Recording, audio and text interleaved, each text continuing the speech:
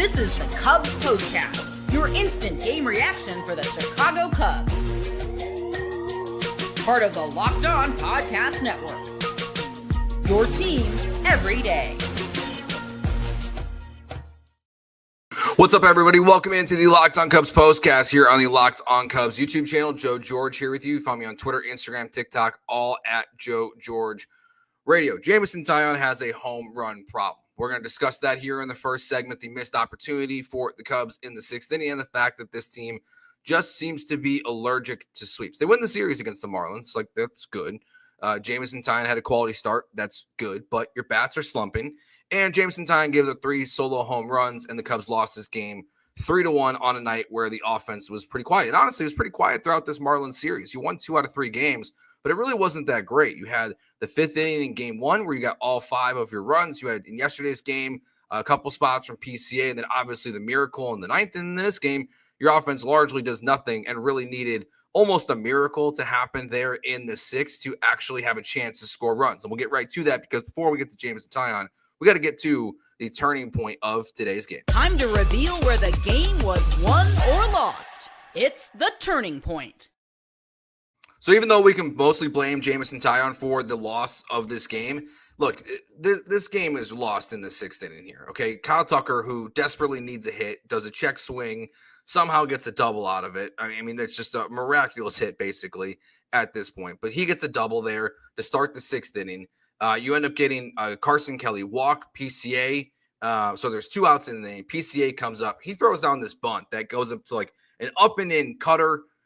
Nearly a disaster. I mean, that thing it's a miracle that thing landed between the third baseman and the pitcher. He gets on base, though, so bases are loaded with 2 outs. Nico Hoerner, who was one of the heroes of yesterday's game, comes up. He strikes out, chases looks like a slider outside the zone, and the inning's over. That, to me, is where the Cubs really, truly lost this game. We're going to talk about Taillon here in a second, but look, the Cubs, like you can't have that opportunity there and miss it. I think this is a totally fair question here in the chat. Why is PCA bunting in that spot? That's a great question, honestly. I don't really know. I totally get the logic of what Craig Counsell did with the lineup in this game of having Dansby Swanson in the leadoff spot with PCA out, facing a lefty, not wanting PCA up there. Obviously, Michael Busch is not in the game. Like, that's very clear. Like, that's been the pattern all but once this season as Justin Turner plays first base against lefties.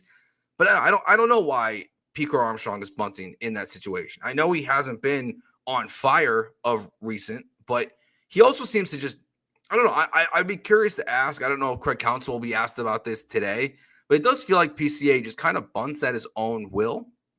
It doesn't seem like there's a lot of rhyme or reason for it, but in that situation, I guess it was just what he was seeing, what was happening, how deep the first and third baseman were playing on the play, so he felt like going for the bunt. Yeah, he gets on, but it was nearly a disaster. So that moment is really where, to me, the Cubs lost this game. It's just not taking advantage of it. They didn't have many opportunities in this game offensively. They really just didn't have anything going offensively. I mean, you look at the Cubs box score today, they only ended up with 5 hits on the game. And again, 2 of those hits are a check swing from Kyle Tucker and a bunt that lands in front of the third baseman and between the pitcher. Like, that's 2 of the Cubs' 5 hits. So it's not like, to be fair, it's not like they earned the hits. Not to take away, I know, BABIP and all those fancy analytical stats will show you, like Kyle Tucker, his ground out there in the 8th inning was a 101-mile grounder right to the second baseman. So, like, he made good contact on the play, but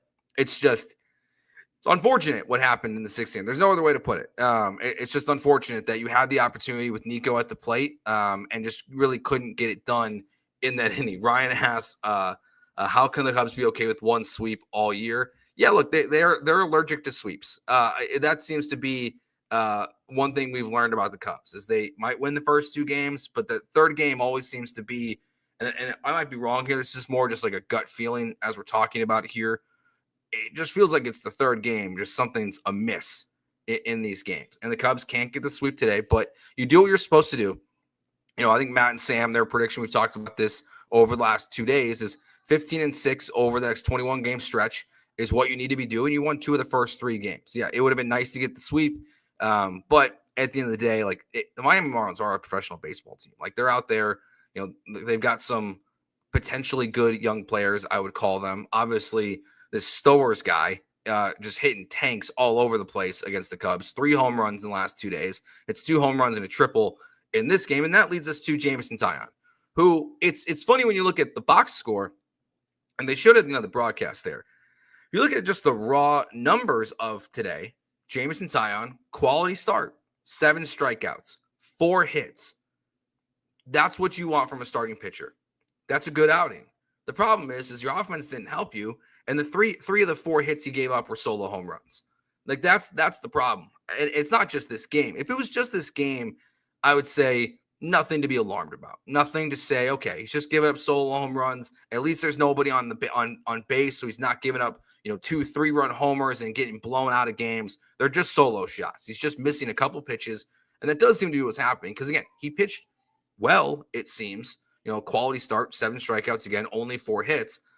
But the reality is it's not just this game. It's 2-game sample size here, but he's given up 7 home runs in his last 8 innings.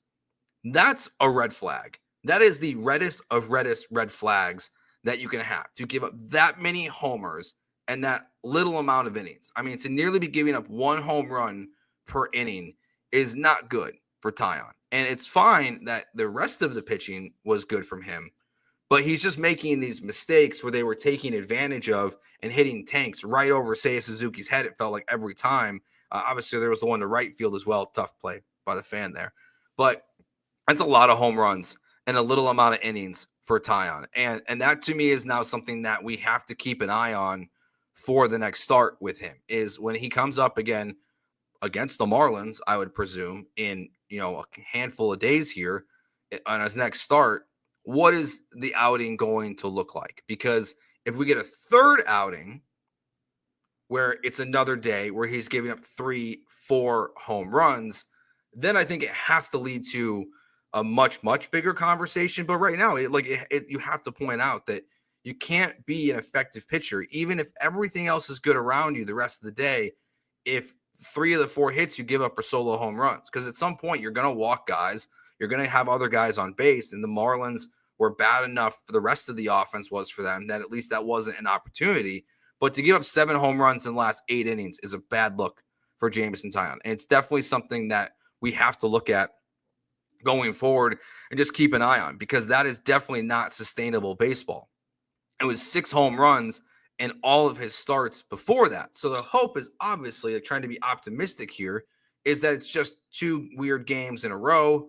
Teams are just finding these off pitches, and maybe it's even just a strategy thing of being up in the count. I mean, look, Dempster pointed this out on the broadcast. He didn't have a single at bat this game where he had three balls in a count. So he was never in a position where the Miami Marlins batters had a distinct advantage at the plate. It's just they were just taking him deep multiple times in this game. So we'll see what happens next start. I'm not gonna panic button, but I also don't think we have incredibly high expectations for Jameson Taillon, to be fair, either. But this is not sustainable, what has happened in the last 2 games. All right, we'll take a break. We'll talk about how the Cubs just seem to be allergic to a sweep, what we saw from the offense in this game, a little bit more on Kyle Tucker and just what we're seeing from him and the struggles, and really just overall this series and what's next, as we will get ready to see the Crosstown Classic come to fruition at Wrigley Field over the next 3 games. That's all coming up next year on the Locked On Cubs postcast on the Locked On Cubs YouTube channel. Today's show is brought to you by Supply House. Get the supplies you need from the site made for the skilled trades, Supply House. Whether in plumbing, HVAC, or electrical work, Supply House is the reliable way to order products online. Their easy-to-use website is packed with helpful resources and the latest product info to help you get the job done right. Plus, with a complete inventory of over 200,000 parts from 400-plus top brands, you'll find exactly what you need delivered fast from coast to coast. And if you need help with an order, Supply House offers expert support and industry-leading service, so you'll always be talking to a real person. And for trade pros looking for an extra edge, their free Trade Master program offers exclusive perks like a dedicated phone line, free shopping, and discounts on every order. Thousands of skilled professionals are already taking advantage, and now it's your turn. Join the Trade Master program today at supplyhouse.com/TM. That's supplyhouse.com/TM, and start ordering plumbing, HVAC, and electrical supplies with just a few clicks. Plus, you can use promo code SH5 for 5% off your first order. That's supplyhouse.com. I'll take your questions and comments as well here after the Cubs lost this game. Thoughts on the series, what we saw from this team, and everything. We'll talk all about it here on the show. But yeah, let's talk about more just about the sweep. The Cubs have swept one 3-game series this year in Sacramento, and they just couldn't get it done today in this game. The offense doesn't do enough. We just talked extensively, obviously, about Jameson Taillon in this outing, but they just seem to be allergic to the sweep. And I don't know if there's a theme with it. That was happening in these games, but they just seem to be just overall coming up short. And the thing is, too, is it's not like it's been one thing every single time. It's not like it's not always the pitching, it's not always the bullpen, it's not always the lineup.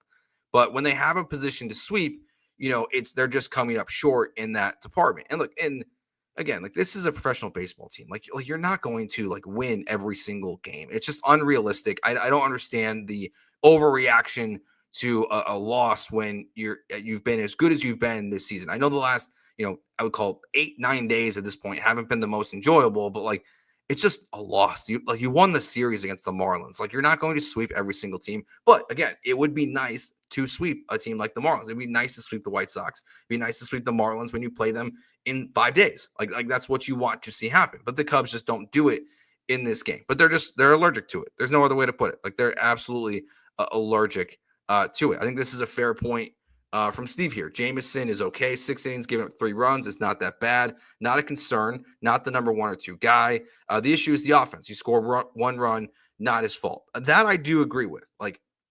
It's not his fault totally that they lost this game. That's why we started off this game talking about the 6th inning, because that they're having Nico at the plate with bases loaded with 2 outs.